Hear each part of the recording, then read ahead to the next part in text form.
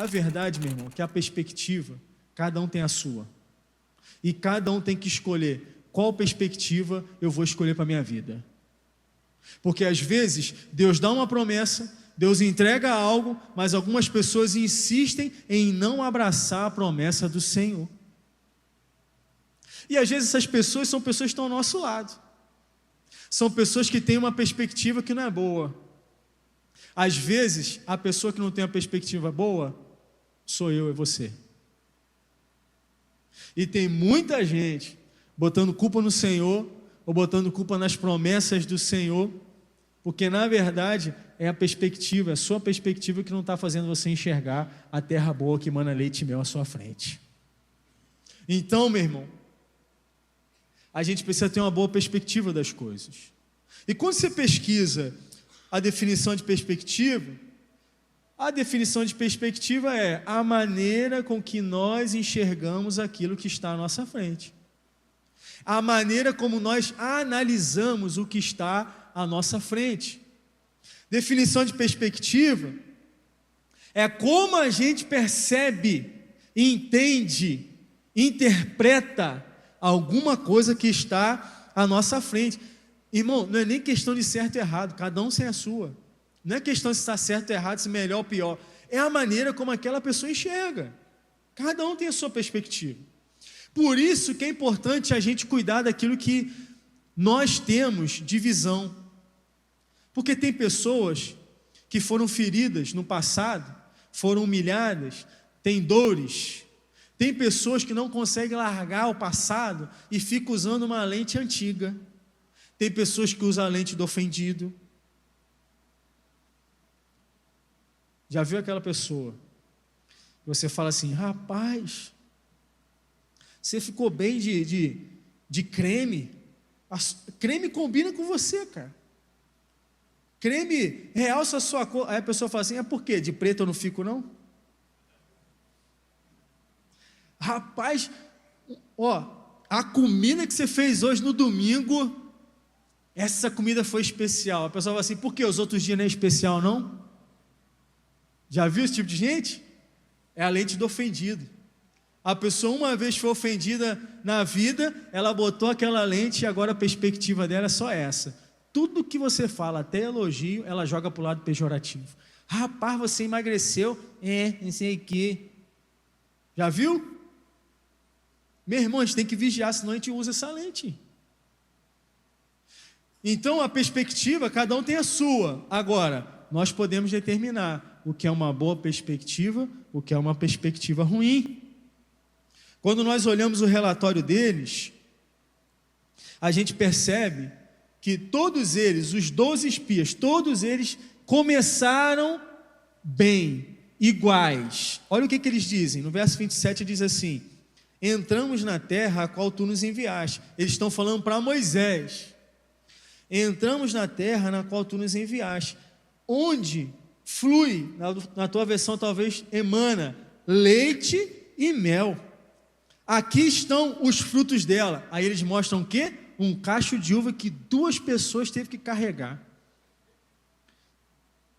Contudo, aí o verso 28 começa a desandar. Contudo, o povo que lá vive é poderoso. As cidades são fortificadas, são muito grandes. Também vimos anaquins, que são os descendentes de gigantes. A partir do verso 28, desandou tudo. No início, eles praticamente introduziram essa expressão, talvez seja a primeira vez que na Bíblia diz assim, emana leite e mel, que é a expressão para dizer que é rico em fauna e flora. Leite e mel, fauna e flora.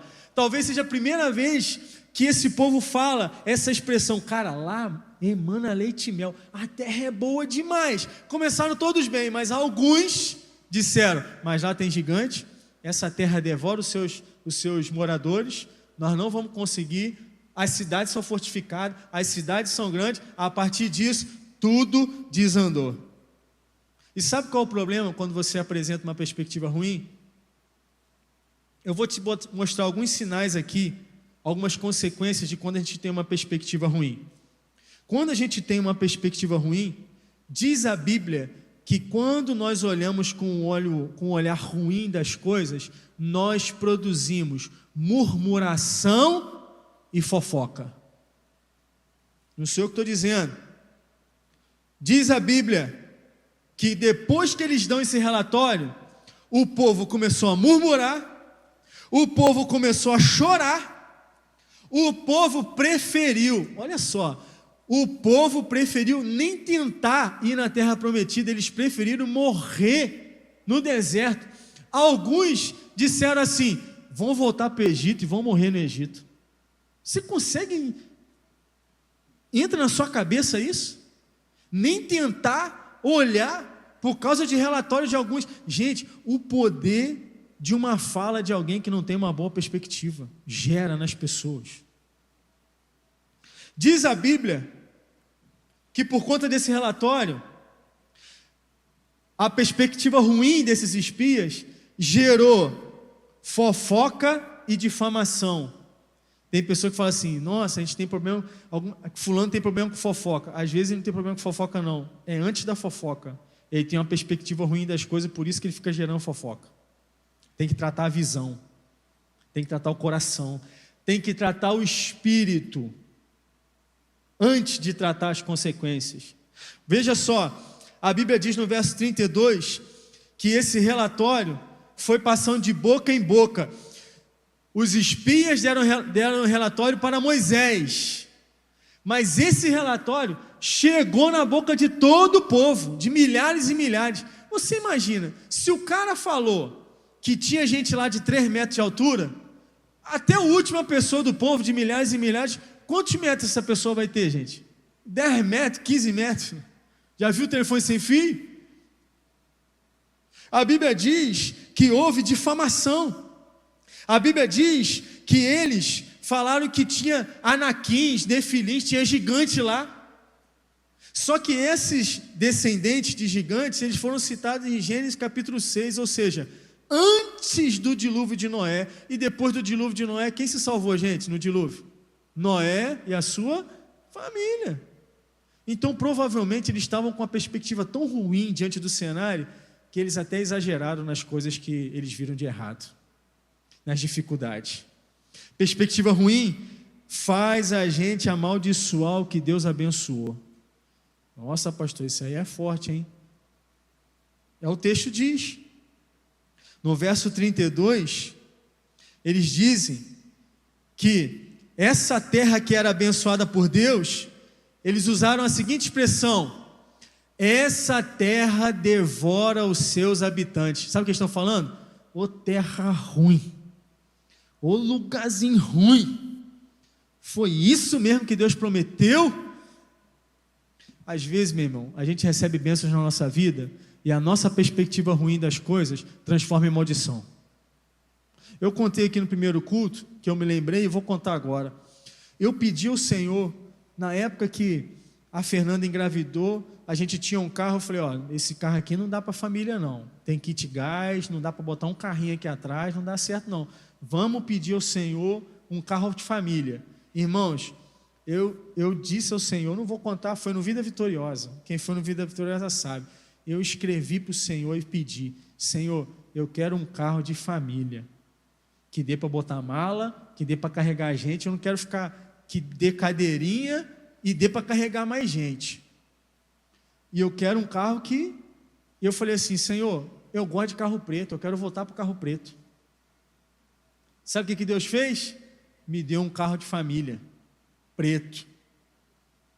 Me deu uma SUV. Detalhe, não pago parcela, está quitado, para a glória do Senhor Jesus. Aí, sabe o que aconteceu? Eu fui fazer o seguro, cara. Rapaz, quando eu vi o valor do seguro, eu falei assim: que isso? Esse carro é uma treva. O quê? Você está doido? O seguro desse está pior que a parcela? Aí, na mesma hora, o Espírito Santo falou para mim assim: você está amaldiçoando o que eu abençoei?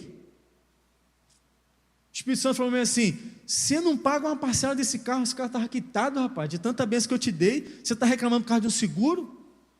Na mesma hora eu pensei assim: Senhor, me perdoa, vai que o Senhor dá um negócio nesse carro, eu tenho que pagar a parcela e mais seguro, Senhor.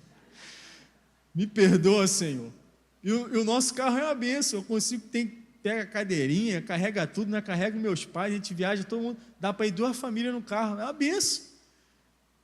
Gente, quando a gente tem uma perspectiva ruim das coisas, até o que Deus abençoa, a gente amaldiçoa. Tem gente que hoje está com Jesus, hoje a família está com Jesus, e aí você tem alguma coisinha, aí você vai lá e começa a reclamar do teu marido, começa a reclamar da tua esposa, começa a reclamar. Meu irmão, você sem Jesus você estava junto, agora com Jesus você quer falar em separar?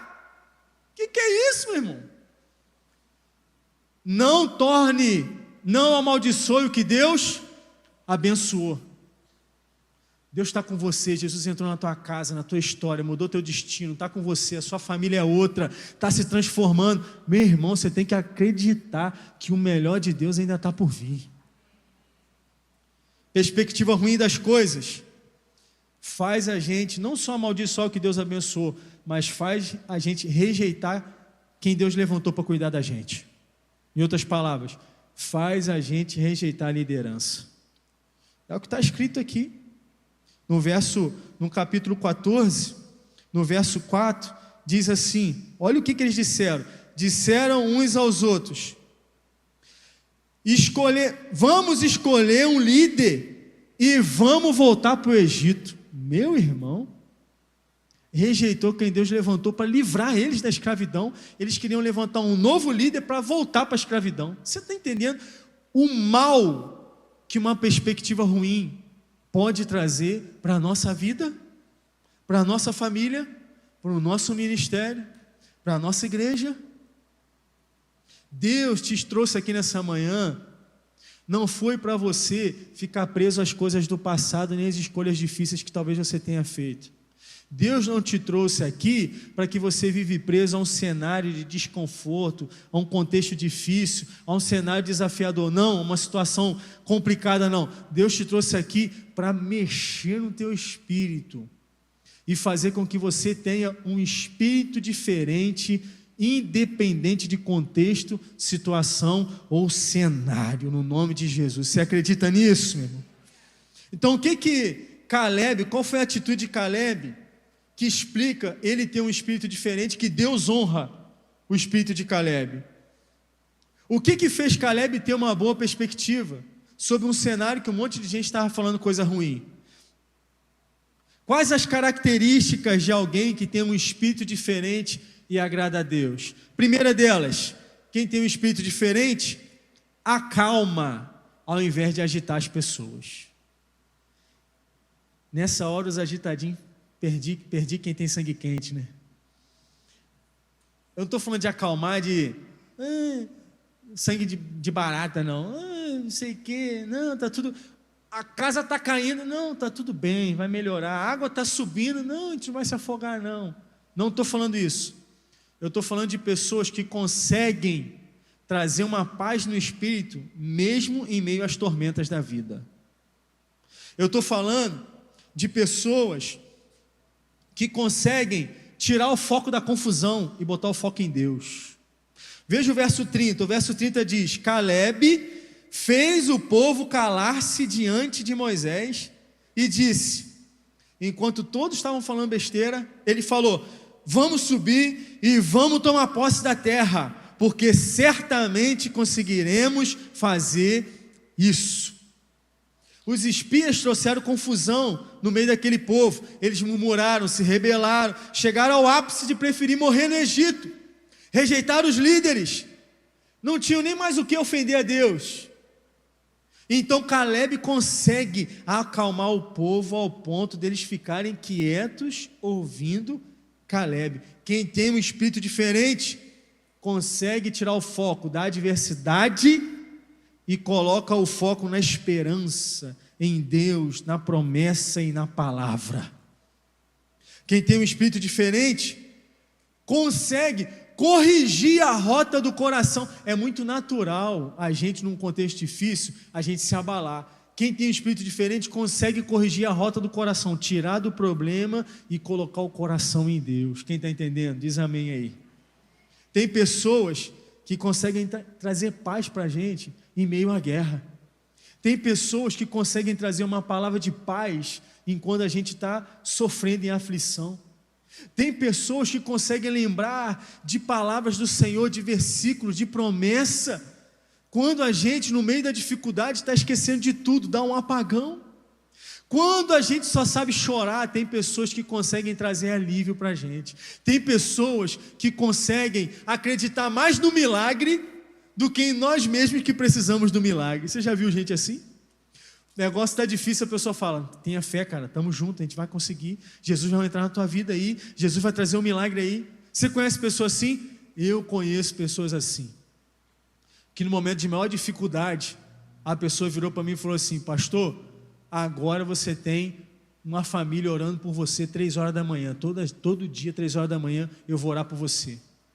E de vez em quando chegava no WhatsApp aquele pontinho assim, ó, plim, era uma mãozinha assim, ó. Eu olhava o horário, qual horário que era? 3 horas da manhã. Quando eu mesmo não tinha força para acordar 3 horas da manhã para orar, existiam amigos que estavam orando por mim. Tem pessoas que conseguem fazer isso. Essas pessoas, ela tem um espírito diferente. E o espírito diferente traz uma boa perspectiva sobre as coisas. A minha pergunta para você é, você tem sido essa pessoa? Você tem se colocado para ter um espírito diferente diante das situações?